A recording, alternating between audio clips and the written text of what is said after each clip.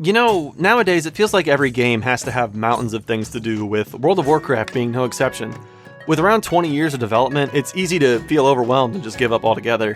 When I find myself getting burnt out, though, I like to set some sort of goal.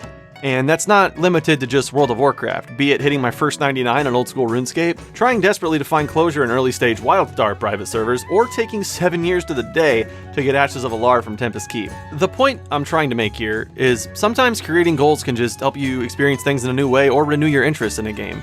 Shadowlands has been fine, and while I'm definitely enjoying the Burning Crusade Classic, the sunk cost fallacy constantly has me returning to retail. I guess I want to convince myself that the obscene amount of time I've sank into it isn't for nothing, even though the game no longer has me enamored like it once did. Eventually, be it because the game has improved or just through sheer willpower, hopefully I will capture some sense of that trivial excitement it had while I was new. And that's why we're here today. We're setting a goal, and a big one at that. We're going to be going for the Loremaster title. Loremaster is a title you can get over your character by completing all of the main story quests in every zone of the game. Luckily, here we have this cute little tracker to keep tabs on our progress, and as you can see, I have done a few of these already. Just ignore those, we're going to be starting fresh on a new server with no characters. Well, it has one character. I did think about doing this on a rogue originally, but I have a bunch of rogues around or on max levels, so I figured I'd just play a class I rarely play, the Hunter. We're going to be going through every quest zone, and I'll be telling you the story of the zone along the way. Starting zones don't affect the overall achievement, so we're just going to be starting out with the new leveling scenario introduced in Shadowlands, Exile's Reach. Also, my editing experience is limited to some Let's Plays and podcasts, so this should be really interesting. Sit back, relax, leave a comment telling me I'm stupid, and welcome to the Loremaster series.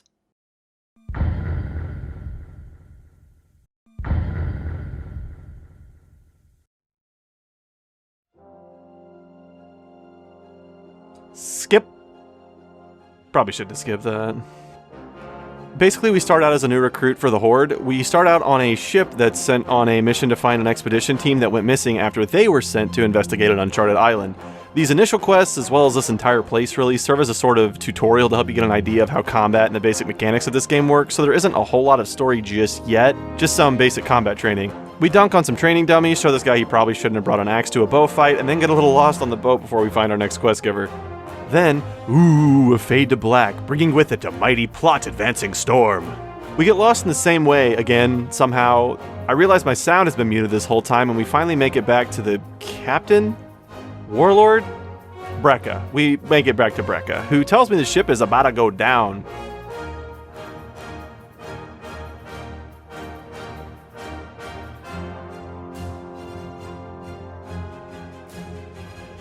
After the dramatic cutscene finishes, we wake up shipwrecked on what we can presume is the uncharted island the original expedition crew was sent to investigate. And finally, the story begins in earnest. We meet back up with Brekka, who confirms that, yeah, this is indeed that island. Probably.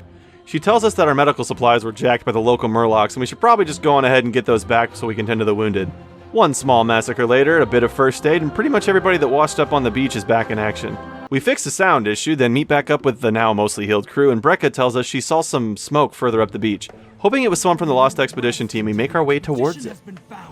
Here we find one of the members of the original expedition team, Wanza. She's having a bad time and starving to death. Brekka has us go gather some meat from the local wildlife, so sorry vegetarians.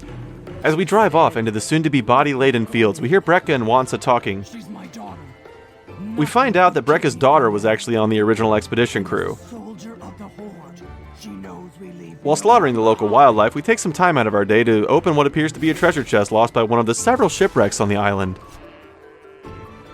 While Wanza's life is on the line as she starves to death, we waste precious time trying really hard to do a 360 on this rock. Upon our return, we cook the meat and... I won't let you starve to death.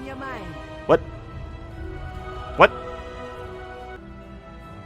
I'm not really sure what happened here. We've actually only completed 7 quests so far, but I guess that's tied to account progress rather than individual characters, so that's weird. So anyway, Wanza recovers at anime speeds and tells us that the Quillboar to the north nabbed the rest of the crew and they plan on using them for some sort of spicy sacrifice. Brekka and I leave Wanza to rest and recover as we head north to investigate that whole sacrifice thing. In the ever-growing pile of exposition, we run into Mithran Dawn Tracker, who was on the boat at the beginning, I think. Also, the names aren't super important, so it's okay if you don't really want to keep track. I'm probably not going to the whole time. He's also a hunter, and he tells us that we totally suck since we're only level 4, and we should probably just go tame a pet so we aren't out here on this big, scary, uncharted island all by ourselves. Earlier I saw this goat doing parkour, and it was in that moment that I knew what my pet would be. A few moments later, and we get our first pet, and I bequeath unto it a name most fitting. Back at Mithrin, Goat, now in tow, he gives us some intel on the Quillboar/sacrifice situation. Apparently they're going to be doing some sort of necromantic ritual on a member of the expedition team, which sounds way cooler than it actually is. He sends us in to take out the leader as well as a handful of fodder. Together with Goat, we plow through the Quillboars and eventually take out their leader, stopping his sketchy ritual and ultimately saving a goblin named Quark in the process. We leave the Quillboar den and the island opens up into this super sick meadow. Even though Brekka didn't come with us, she somehow beat us here, and Quark starts chatting with her about finding her missing daughter, as well as the other members of the expedition. Where are the others? No idea, but I got a way to find out. Down in the meadow, we see a Fetric muck-ton of enemies doing enemy things, and Quark seems to think he can get us a little closer to find out some information on the missing people. He does some goblin stuff. I love goblin stuff. Looks like the camera's working like a charm. If it has a camera, then why does someone need to be up there? The backup plan, in case your recruit gets dropped like a rock. From his crappy helicopter thing, we see another ritual with Brekka's daughter as the sacrifice. We will take your soul and raise the dragon from the dead. Turns out the local ogres banded together, and they're the ones behind all the sketchy ritual shenanigans. They're trying to steal the life energy from the people they capture in order to bring back a dragon from the dead to take over the island? The world? If I'm being totally honest, at this point in the game's narrative, the heroes of this world have canonically stopped so many dragons and monsters that this is just nothing at this point. We'll get into all that eventually though. For now, this dragon is super strong and oh boy, we really need to stop it. Probably. So Quark comes up with this crazy idea to make a giant boar with his goblin enlarging device. Why does he just have that with him? I promised a giant boar. The giant boar should be able to take out the massive horde of enemies and stop the ritual. We run around trying different settings on all the local boars and, well, we don't exactly get the intended result, but we do come up with an alternative. Quark calibrates his enlarging device into some kind of thunder ray gun thing and sends us back up into the sky to rain lightning down upon the unsuspecting army of enemies. The stupid helicopter thing finally blows up, dropping us right onto the site of the ritual. Brekka and I head into the building and take out the Overseer with a well-placed 360. We leave his corpse in our wake as Brekka goes to tend to her daughter, Shuja. Shuja seems pretty cool. She dumps a ton of exposition on us about these necromantic rituals, but ultimately we seem to be running a little low on time. Apparently that cutscene was so long that we had time to set up a proper campsite. Shuja tells us that there's rituals happening all over the island, and if we want to save our allies, we have to stop the rituals and the ogres. Brekka wants us to suit up so we can represent before we start taking out these ritual sites. So we buy a neat new tabard, grab a couple crewmates, and head over to the first ritual site. I'm glossing over names at this point. We head west to investigate the den with giant green flowing lights coming from the ground, and yeah, that looks pretty unnatural, so let's head on in. And this is where I make the most obnoxious mistake of this entire video. I totally jumped the gun on this, both figuratively and literally, and I forgot to actually grab the quests before I went into the area. Turns out, if you don't take them, the quest objectives don't appear, and you can't really do anything down here. I ran around down here for a while before I finally realized my mistake. The problem is, later down the road, there is a scripted event that takes you out of here, so you can't just walk out normally. I looked around the menus for a bit to find the old stuck option so I could teleport out because I don't have a Hearthstone yet, but I guess they moved it or something because I couldn't find it. With all hope lost, I allowed the spiders in the cave to take me to the Shadowlands. A brave soul tried to save me in my final moments, but I was too far gone. So, yeah, here we are again. They tell me that they can hear some of our soldiers yelling for help from the inside, and I should probably just go on ahead and save them by myself and also stop the ritual, and hey, maybe stop the bad guy that's in there. Anything else? Want me to wipe for you too? Wait, do undead even shit? So yeah, this is a spider cave, and now that we've properly got the quests, you can see some of our soldiers are caught up in these web cocoons. I used my bow to literally shoot the soldiers free, somehow, all while taking out these giant spiders who are really pissed off that I'm freeing their food. Eventually, we make it further into the cave and we hear one of our companions call out to us. This edgy skeleton guy with a really cool hat is really salty he was sealed in the cave with all these spiders. So he's doing a ritual for the ogres so he can get free or something like that. He's a sore loser though, and after we defeat him, he tries to collapse the cave on top of us. Luckily, our friend here turns into this deer thing and gets us the hell out of this cave. One ritual down. We regroup up top and spend way too much time talking about how we should feel sorry for the spiders. Back at camp, Brekka thanks us for saving the deer cow lady and pays us with a lovely dopamine fix. Over on the other side of the meadow, we find Shuja, who tells us that we're super sick for saving her and everything, but the local harpies have captured one of our guys and we should probably go save them. We valiantly jump on our motorcycle and head up to the harpies' roost. We meet up with the scouting guy outside the harpy den and he tells us that they're working with the ogres for some reason to complete their ritual, hence why they captured one of our guys.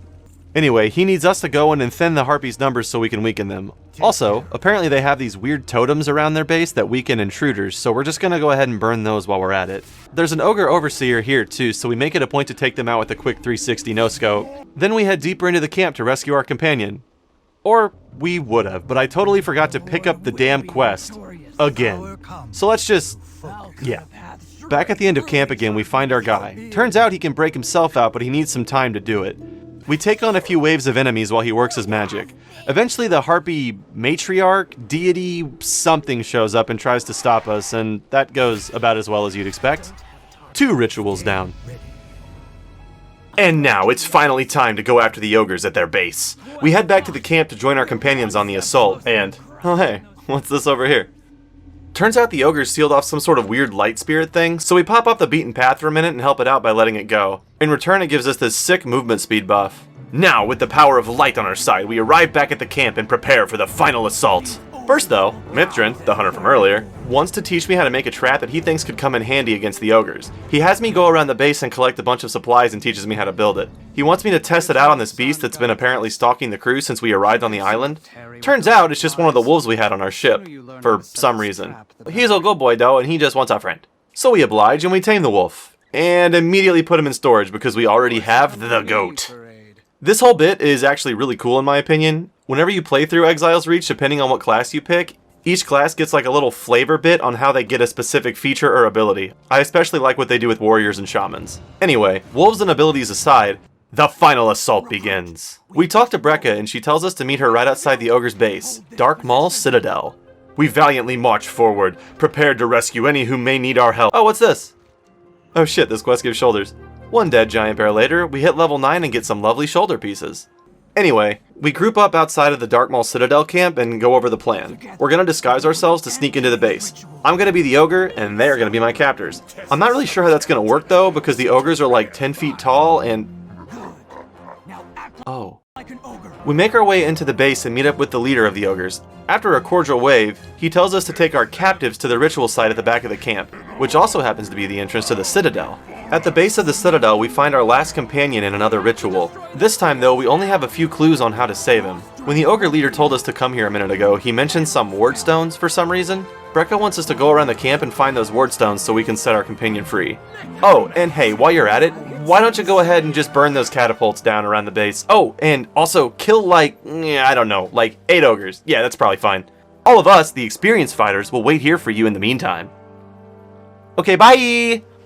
Luckily for them, we don't ask questions ever, and we just do everything stoically with no questions asked. We go around the base taking out all the ogre overseers remaining and grab the stones from them. As we backtrack, we burn the catapults around the base and defeat any ogre we see along the way. One decimated camp later, and we return to our companions, victorious. Using the stones, we free the captive and finally begin the final assault on the Citadel. 3 rituals down. We're forced to use one of the game's most divisive features to actually enter the Citadel, but finally, here we are. This time, however, we're not alone. We've got a proper party. We make our way pretty quickly through the ogres at the base of the tower, and we ascend quickly to the next level. And this is our first proper boss fight, against the ogre leader's bodyguard. Though he stands well above us, together we are far too much for him. And honestly, we just totally dunk on him. After a well-placed 360, he falls to the ground and I claim a bow that he, for some reason, had. And we begin the final stretch. We ascend the final hallway and reach the top of the Citadel. We catch the ogre leader as he's about to finish up the final ritual. He sends his minions to us as he monologues what he believes to be our downfall, but ultimately we take them out, and he soon realizes we are far too much for him. In a surprising twist, the leader uses himself as the final sacrifice to raise their dragon. But hey, maybe we took him out on time. 4 rituals down? Never mind. Turns out we were a little too late, and the dragon rises from the dead. Though she's not at full power since we stopped so many of the rituals around the island. It's a tough fought battle, with her shooting her necrotic breath at us, and honestly not much else. It ends how you'd expect, with a beautifully executed 360 no-scope, and the rush of victory washes over us. The ogres and their dragon lie dead at our feet, and the skies shine clear upon our victory. We depart the Citadel to find Orgrimmar reinforcements have arrived on the island. They extract us and take us back home. From the skies, we look over Exile's Reach, knowing we have saved the day. The remaining ogres run in fear from the might of our giant gunship that looms ominously over the island. Victory is ours. We depart Exile's Reach and return home to recover. Orgrimmar, bulwark of the mighty Horde. Standing as a symbol of pride and resilience, it is here that its citizens gather to barter goods and muster their strength. Their longtime rival, the Imperious Alliance, poses a relentless threat. But no foe can hope to stand against the fearless soldiers of the Horde. Though the orcs came to this world seeking conquest, your people now stand proudly amongst its greatest champions. Azeroth faces countless threats. Bold heroes are needed to rise up and defend her. For the Horde! We finally arrive in Orgrimmar and complete the tutorial by talking to Brekka. There's only one last thing to do from here, everyone. We meet up with our riding trainer and it's time to finally mount up properly. It's a long journey ahead, and really who knows where we'll end up next time, but thanks for sticking around till now. I'll see you in the next zone.